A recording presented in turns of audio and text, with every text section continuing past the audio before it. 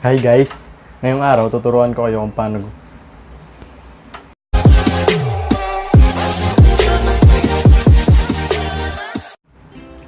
Hi guys! Ngayong araw, tuturuan ko kayo kung paano tanggalin yung watermark sa KINEMASTER. Ayan. Marami sa atin na vlogger or YouTuber kung tawagin na nag-e-edit na laging may watermark sa gilid or sa taas. At ngayon, tuturuan ko kayong paano mo ito matatanggal nang walang binabayaran at magda-download ka lamang ng apps. So, ayun guys, bago kayo turuan, i-like, comment, subscribe nyo muna yung channel ko. Okay? Tapos, punta na tayo sa kabilang screen. Ngayon guys, ituturo ko na sa inyo kung paano natin matatanggal yung watermark sa KINEMASTER or KINEMASTER. Kung may apps pa kayo na KINEMASTER na may watermark, kailangan i-uninstall nyo ito. Ito, papakita ko sa inyo kung ano yung itsura ng KINEMASTER na may watermark.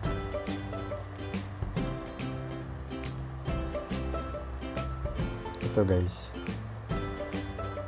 Wait lang. Hanap muna tayo ng video or picture. Ayan guys, kung makapansin nyo, doon sa may taas, merong watermark. Nakalagay, made with KINEMASTER. Pag dinilit natin to, ayan yung lalabas. May bayad. So, ang gagawin natin, tatanggalin natin yung watermark ng walang binabayaran. I-uninstall na muna natin. Ayan. Next step, punta tayo sa Google. Tapos, i-search natin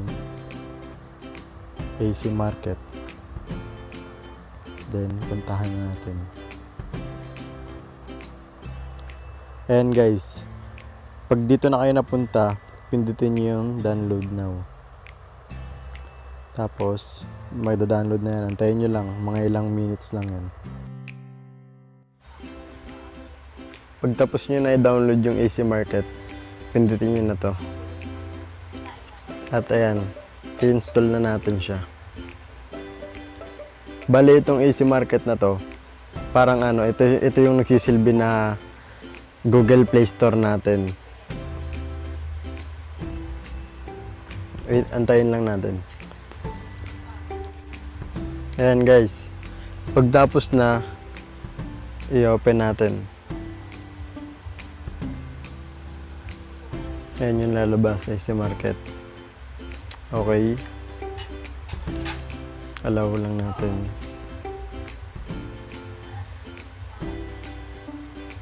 Tapos, dito natin i-search yung KINEMASTER. Ayan, yung pinakauna. Tapos, hanapin natin yung version. Ang pinipili kong version, ito, yung pangalawa sa una. Kasi yung nasa unahan, hindi siya gumagana sa akin. So, bale kayo, pumili na kayo dyan. Bale, ang pipiliin ko is itong 4.8.13. Ayan. Tapos, download. Okay. Ayan, nagda-download na siya. Antayin na lang natin, guys. Kapag okay na yung apps na dinownload na, ay yung in-install natin, i-open na natin. Ayan guys, tignan natin kung mawawala yung watermark. Antay lang tayo. Allow. Ayan, i-allow lang natin palagi.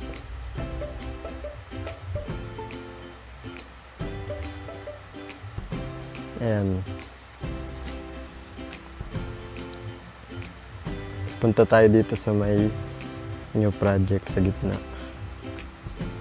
At i-check natin kung mawawala na yung watermark. Punta tayo ulit sa media. Hanap tayo ng video na lang.